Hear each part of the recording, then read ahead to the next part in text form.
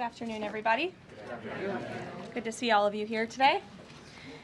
Before I discuss the ceasefire with Iran, I have a quick update from the First Lady of the United States. Yesterday marked the very first conviction under the Take It Down Act, landmark legislation that First Lady Melania Trump played an instrumental role in getting passed that protects victims from non-consensual AI-generated sexually explicit images, cyber stalking, and threats of violence. This is a huge achievement for the First Lady, and I know the President is very proud of his wife's efforts in getting this critical legislation passed to protect America's youth. So we thank the First Lady for her efforts, and we hope that others will report on this historic conviction yesterday.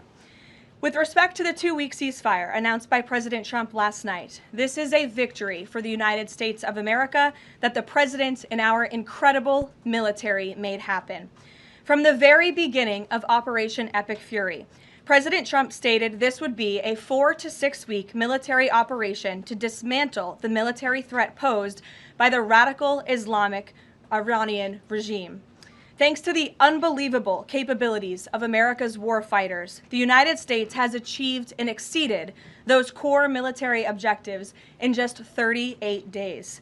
The U.S. military destroyed Iran's defense industrial base, crushing the regime's ability to manufacture weapons that they and their proxies use to maim and kill Americans and terrorize the world. Iran's ability to build and stockpile ballistic missiles and long-range drones has also been set back by years compared to where it was 6 weeks ago prior to the launch of Operation Epic Fury. We destroyed the vast majority of Iran's ballistic missiles, launcher vehicles, and long-range attack drones through more than 450 strikes on ballistic missiles and approximately 800 strikes on Iran's drone launching units and storage facilities. In total, more than 13,000 targets across Iran were struck. Again, this is in the matter of just 38 days. Meanwhile, the Iranian Navy was completely annihilated. The United States destroyed more than 150 naval vessels in total, including 16 entire classes of Iranian warships. Despite once being the largest undersea force in the Middle East, Iran now has 0 submarine vessels. 97% of Iran's once massive inventory of more than 5,000 naval mines has also been targeted and destroyed. Iran's air forces are functionally and operationally irrelevant at this point, after the United States maintained total air dominance over their country for weeks on end. To underscore the significance of this, before Operation Epic Fury, the Iranian Air Force would fly between 30 to 100 flights per day. Today, that number is 0. Iran's ability to fund and support its terrorist proxies has been greatly reduced. At this point, Iran can no longer distribute weapons to its proxies in the region. And most importantly, Iran will not be able to acquire nuclear weapons. Prior to the start of this successful operation, Iran was aggressively expanding its short-range ballistic missile arsenal. Through these weapons and its navy, Iran was attempting to build a military buildup around their country that would pose an imminent and existential threat to the United States military assets in the Middle East, our allies in the region, and ultimately the free world. Iran was pursuing this dangerous and aggressive strategy for one reason: to hold the entire world hostage to its terrorist ambitions. The Iranians aimed to use their expanded military capabilities as a shield around their country to continue achieving their ultimate goal internally, building nuclear bombs. But their murderous and evil plans have been blown up, quite literally and figuratively, along with their military, their nuclear program, and most of their senior leadership, including the former Supreme Leader Ayatollah Ali Khamenei. Their command and control structures were also massively disrupted after being struck more than 2,000 times. Many of their remaining leaders are paralyzed in fear and no longer enjoy the freedom to move around their country freely and meet openly. Thanks to the unmatched excellence of our warriors at the direction of the Commander-in-Chief, the world has just witnessed a historically swift and successful military triumph. President Trump started Operation Epic Fury with strategic military objectives, and the United States has clearly achieved them. As we mark this progress, we also remember and honor the 13 American heroes who laid down their lives in this noble effort. I know President Trump and our grateful nation honors their ultimate sacrifice, and we will never forget them. May God bless their families. The valiant efforts of all of our incredible service members created maximum leverage for the President of the United States, allowing he and his leadership team to engage in tough negotiations over the past couple of weeks that have now created an opening for a diplomatic solution in long-term peace in the Middle East. The President's maximum pressure and the leverage created by the success of Operation Epic Fury led to the Iranian regime asking for and ultimately agreeing to a ceasefire proposal with the United States. Iran could no longer tolerate being bombed or taking the gamble of what was to come following President Trump's 8 p.m. deadline last night. Iran has agreed to open the Strait of Hormuz, and as the President said, we have received a proposal from the Iranians that has been determined to be a workable basis on which to negotiate. I've seen a lot of inaccurate coverage today from the media about these negotiations and these plans already. So let me be clear and correct the record. The Iranians originally put forward a 10-point plan that was fundamentally unserious, unacceptable, and completely discarded. It was literally thrown in the garbage by President Trump and his negotiating team. Many outlets in this room have falsely reported on that plan as being acceptable to the United States, and that is false. With the President's deadline fast approaching and the United States military completely decimating Iran with each passing hour, the regime acknowledged reality to the negotiating team. They put forward a more reasonable and entirely different and condensed plan to the President and his team. President Trump and the team determined the new modified plan was a workable basis on which to negotiate and to align it with our own 15-point proposal. The President's red lines, namely the end of Iranian enrichment in Iran, have not changed. And the idea that President Trump would ever accept an Iranian wish list as a deal is completely absurd. The President will only make a deal that serves in the best interests of the United States of America, and he as a negotiating team will focus on this effort over the next 2 weeks, so long as the Strait of Hormuz remains open with no limitations or delays. These extraordinarily sensitive and complex negotiations will take place behind closed doors over the course of the next 2 weeks. I would strongly advise the media against running with narratives that have no basis in fact. What Iran says publicly or feeds to all of you in the press is much different than what they communicate to the United States, the President, and his team privately. Never underestimate President Trump's ability to successfully advance America's interests and broker peace. President Trump has a proven track record of achieving good deals on behalf of the United States and the American people, and he will only accept one that puts America first. With that, I will take your questions today. I'm sure you have a lot of them. In our new media seat, we have Shane Harris with the AMAC Newsline. Shane, thank you for being here. Why don't you kick us off? Yeah, thanks for having me, Caroline. 2 questions for you. First, following the President's announcement of the ceasefire, if this is indeed the end of hostilities in Iran, what is the President's message to the American people about what was achieved for our country through Operation Epic Fury? Sure. I think I just laid out a significant portion of that in my opening remarks. 6 weeks ago, the President looked the American people in the eye directly, and he told them that he launched this operation to take out the imminent threat that was posed by Iran. And that threat has now been greatly destroyed. Their Navy, their missiles, their defense industrial base, and their desire and their plan to build a nuclear bomb inside their country is no longer going to be allowed, can no longer happen, thanks to the remarkable success of Operation Epic Fury over the course of the last 38 days. That has been absolutely achieved, and now we're moving into the next phase of this, which is a negotiating period to put some fine points on this and to hopefully broker an agreement that can achieve long-term peace in the Middle East. Yeah, and then second, what is the President's message to American seniors who have a much higher voter participation rate and they're likely to be a key swing vote in the midterm elections? Well, the President loves our seniors across the country, and as you know, the President signed the One Big Beautiful Bill, the Working Families Tax Cut last year, which greatly reduced taxes on Social Security for our seniors. In fact, thanks to the Working Families Tax Cut, nearly 90% of seniors will no longer pay tax on their Social Security. That's a huge win for our seniors and also for our middle class and working families across the country with the no tax on tips provision and the no tax on overtime. Next week is tax week. You'll hear a lot from the President about how his policies have benefited the American people, and I'm proud to report that the President will be traveling next week to the great states of Nevada and Arizona to tout this historic accomplishment over the course of the next week. Thank you for being here, Shane. Gabe.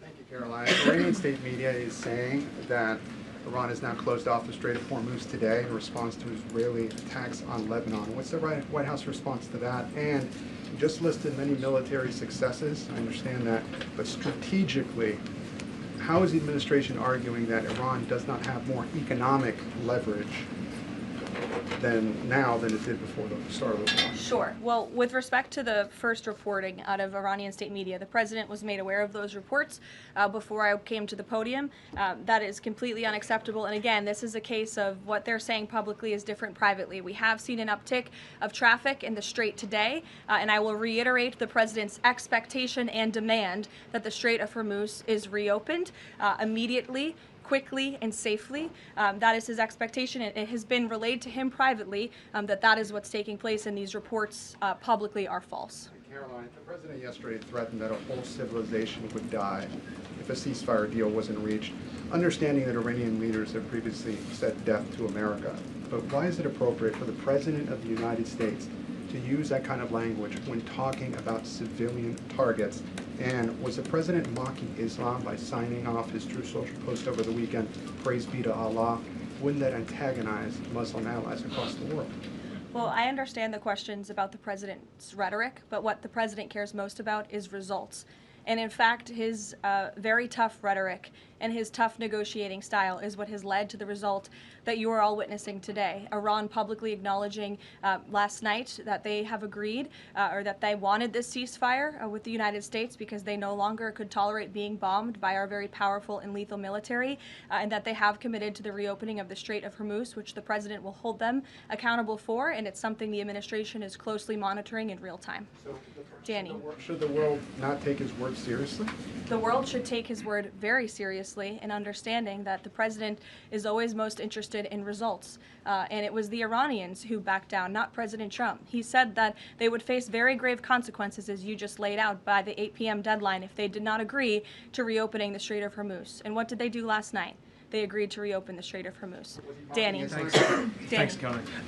Would President Trump like to see Lebanon included in this peace deal? Because as you know, there have been increased Israeli strikes on Lebanon today with dozens of casualties there. Sure. Lebanon is not part of the ceasefire. That has been relayed to all parties involved in the ceasefire.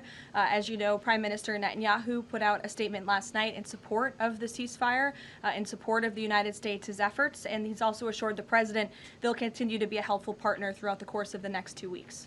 Is there any thought, though, that the president might like to see Lebanon included at a future date, given that it seems to be causing or potentially undermining the Iran ceasefire? Again, this will continue to be discussed, I am sure, between the President and Prime Minister Netanyahu, the United States and Israel, and all of the parties involved. But at this point in time, they're not included in the ceasefire deal.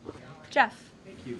Caroline, will the U.S. take part in talks with Iran in Islamabad on Friday?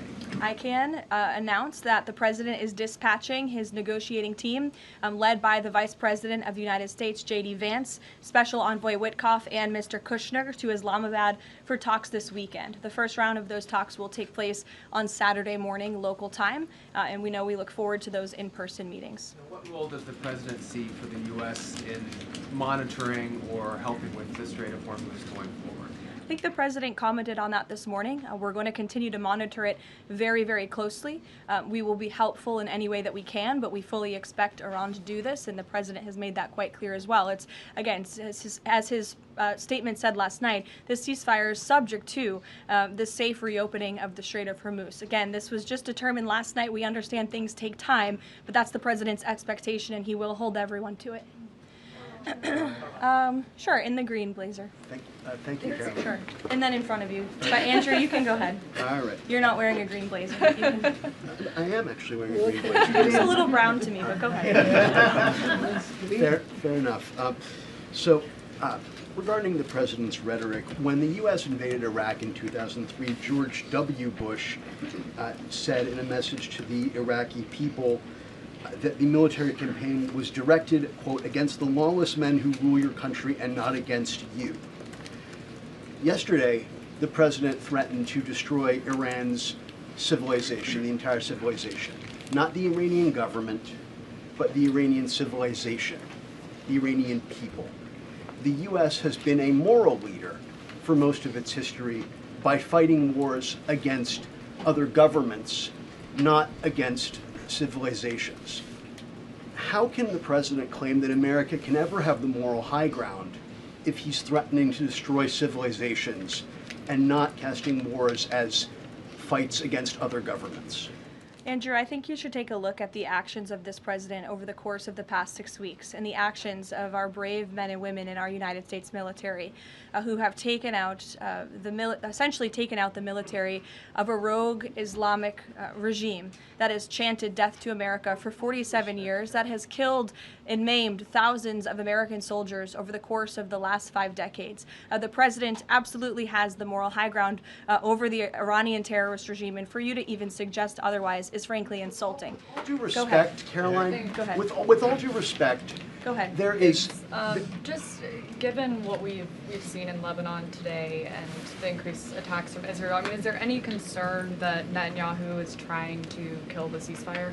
The president spoke with Prime Minister Netanyahu last night, and in that private conversation, Prime Minister Netanyahu relayed exactly what he said to the world publicly, that he supports the president, and Israel remains a key ally and partner to the United States. They've been a tremendous partner over the course of the past 6 weeks, and we thank them for their heroic efforts as well. The president had that conversation last night, and that was relayed to the world publicly as well. Reagan, go ahead. Thank you, Caroline. I have a question for you on Iran, and then a question on the Dignity Act as Sure. well. On Iran, it's been reported that the ceasefire was struck after the involvement of 2 unlikely factors, J.D. Vance and China. What role did those parties play in striking a deal? Well, Vice President Vance has played a very significant and a key role in this since the very beginning. Of course, he's the president's right-hand man. He is the Vice President of the United States. He's been involved in all of these discussions, and as I just announced, he'll be leading this new phase of negotiations in Islamabad later this week. With respect to China, there were conversations that took place between top levels of our government and China's government. The president has great respect for President Xi and a great working relationship with him and with that country, and he looks forward to visiting China in just a few weeks. And on the Dignity Act, it's getting a fresh push through Congress. It would give some illegal immigrants in the country a path to citizenship. What's the White House's position on this legislation, and would the president sign it if it made it to his desk? Honestly, Reagan, I haven't spoken to the president about the legislation, but I will have that conversation and we'll get you our formal position on it as soon as we can. You're welcome. Go ahead. The president suggested in an interview this morning that he would support a joint U.S.-Iran venture to charge tolls for ships going through the strait.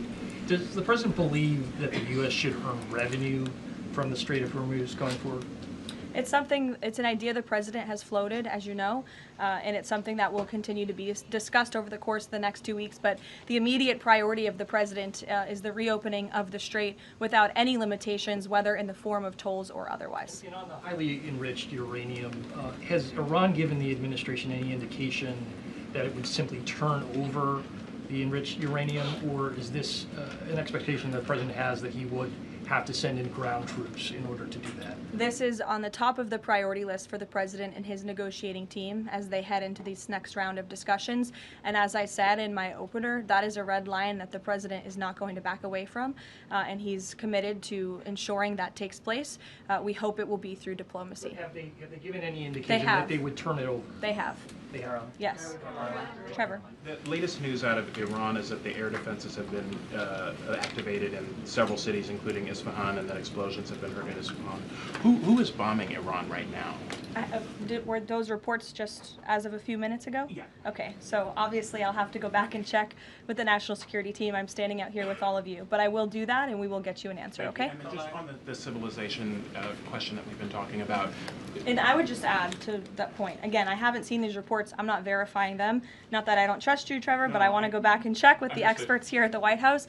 I would just say, and I would echo what the Vice President said this morning, this is a fragile truce. Ceasefires are fragile by nature. We've We've seen this with respect to the 12-day war with Iran and Israel last year. It takes time sometimes for these ceasefires to be fully effectuated. And one of the results of Operation Epic Fury was we completely dismantled Iran's command and control center, which makes it difficult for them to pass messages up and down the chain. And so we understand that. I would caution a little bit of patience, but of course we want to see the ceasefire effectuated and abided by all parties as quickly as possible. Thank you. And the American presidential administrations, going back to Ronald Reagan, have said this formulation about nuclear war, that a nuclear war cannot be won and must never be fought. Is that still the view of this administration, given the president's comments about civilization? I have no change in our view on that policy. Katie. Thanks, Caroline. I'm just, given the gravity of what he said yesterday, what was your understanding of what he meant when he said, this civilization is going to be eliminated? I think it was a very, very strong threat from the President of the United States that led the Iranian regime to cave to their knees and ask for a ceasefire and agree to reopening the Strait of Hormuz. So it was a very strong threat that led to results. And as the Secretary of War stated at the Pentagon this morning, it was not an empty threat by any means. The Pentagon had a target list that they were ready to hit go on at 8 p.m. last night if the Iranian regime had not agreed to open the strait, which they did, and I think that's something we should all be grateful for. The United States is a moral leader in the world, given that I was asked this exact same question by your colleague Andrew in the back, and I think, again, the insinuation by anyone in this room that Iran somehow has the moral high ground over the United States of America is insulting, considering the atrocities that they have committed against our people and our military over the past 5 decades. John, go ahead. Thanks a lot, Caroline. 2 questions for you. One has to do with a statement, a joint statement put out this morning by some of America's European allies, our NATO allies. And in that joint statement, they said regarding the Strait of Hormuz, our governments will contribute to ensuring freedom of navigation in the Strait of Hormuz. What's the administration's reaction to that joint statement? Does that smooth things over when the president meets with NATO Secretary General a little bit later this afternoon? I have a direct quote from the President of the United States on NATO, and I will share it with all of you. They were tested and they failed. And I would add, it's quite sad that NATO turned their backs on the American people over the course of the last 6 weeks when it's the American people who have been funding their defense. As you know, President Trump will be meeting with Secretary Ruta in a couple of hours here at the White House, and I know he looks forward to having a very frank and candid conversation with him. And then secondly, in regards to this conflict, 38 days, as you pointed out, President Trump has said that there's been regime change. Has that regime change led to more freedoms for the Iranian people? I think that's a question that's being asked a little bit too early, John, and we hope that is the case, but it's something that has yet to be seen. Eamon.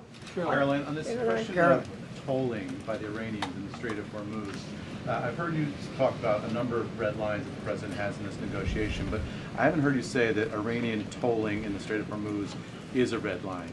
Would it be acceptable to the United States at the end of all this if the Iranians are able to charge tolls in the Strait of Hormuz?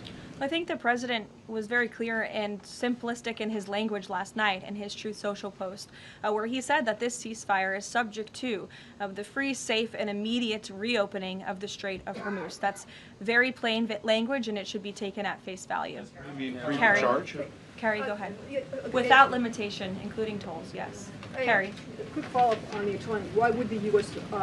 allow Iran to collect tolls in the Strait of Hormuz? That's not something that we've opposed for a number of years now. Again, that's not something we've said that we've definitively accepted. The joint venture is something that was proposed by the president, but he was very clear in his statement last night. He wants to see the strait reopened immediately without limitation, and that's something we're going to hold them to. Yes, in the blue. And second question on family and friends in Iran. I myself am Iranian, and I've been talking to them through the blackout. One of my family members yesterday said goodbye to me. So what message should we be sending Iranians when they message me saying what should they be doing right now? How should they stay safe? Because they really don't know what to do.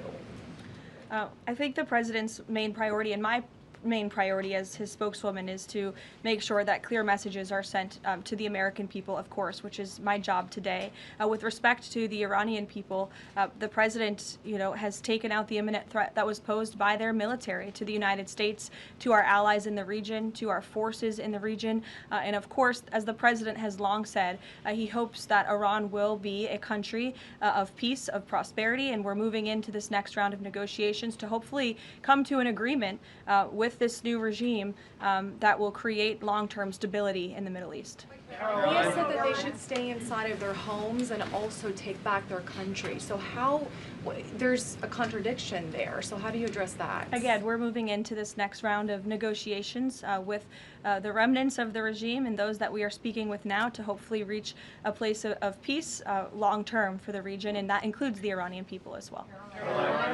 In the blue, go ahead. Thank you, Kathy. The White House posted the statement from the Iranian government that passage in the Strait will be coordinated with Iran's armed forces. As of today, who controls the Strait of Hormuz? Again, these statements were put out 12 hours ago. We expect that the Strait will be opened immediately. As I've said earlier, we have seen an uptick in traffic in the Strait, and it's something that we are monitoring minute by minute, hour by hour as the days go on. Who controls the Strait right now? Two questions. One on the deportations of Iranian officials, and then on the negotiations. Are there still security concerns about Vice President Vance being part of these peace talks, Steve Witkoff, Jared Kushner?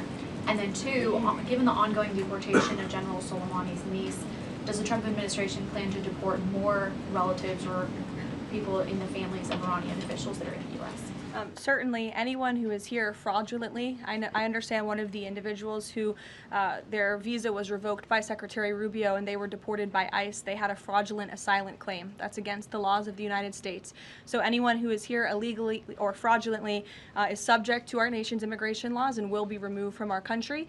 And I know this continues to be a top priority for the State Department, working in conjunction with the Department of Homeland Security. With respect to the safety of the Vice President, we fully trust the United States Secret Service to do their job, to keep the Vice President and the President's negotiating team safe. They do a tremendous job, and we fully trust them to do that. Karoline. In the back, go ahead. Thank you, Karoline. The President has said Cuba is next. What's the message to the American people regarding Cuba, and what can Cubans expect in relation to this statement? Well, look, I think when President Trump said that, and he later clarified after making that statement, that he meant the Cuban regime is bound to fall. The country is very weak. They're in a very weak position economically, obviously, financially. The Cuban people are fed up with their government, as they should be. And these talks and discussions continue to happen at the highest level of our government. I don't have any updates or announcements for you with respect to Cuba policy today. Good to see you. Thank you, Karoline. Secretary Hegseth said this morning that U.S. troops would be sticking around. Can you expound upon that, what we should expect from U.S. troops in theater for the next 2 weeks and beyond? I would defer you to the Pentagon for any specifics on assets that have been in place in the Middle East, but take the Secretary at his word, and also the President has reiterated this as well in his own words, that we're not going to move anything immediately. Again, this is a 2-week ceasefire where we hope at the end, and we expect at the end, we'll have a good agreement between the United States and Iran, but in the meantime, we're going to ensure that our military is always at the ready of the Commander-in-Chief. I'll take a couple more in the back. Sure. Thank you. Thank you. On NATO, I'll take your question. Go Thank ahead. you, Karoline. On NATO, can you tell me, is the United States still considering withdrawing from NATO? Is that still a possibility? It's something the President has discussed, and I think it's something the President will be discussing in a couple of hours with Secretary General Ruta, and perhaps you'll hear directly from the President following that meeting later this afternoon. Thank you, everyone.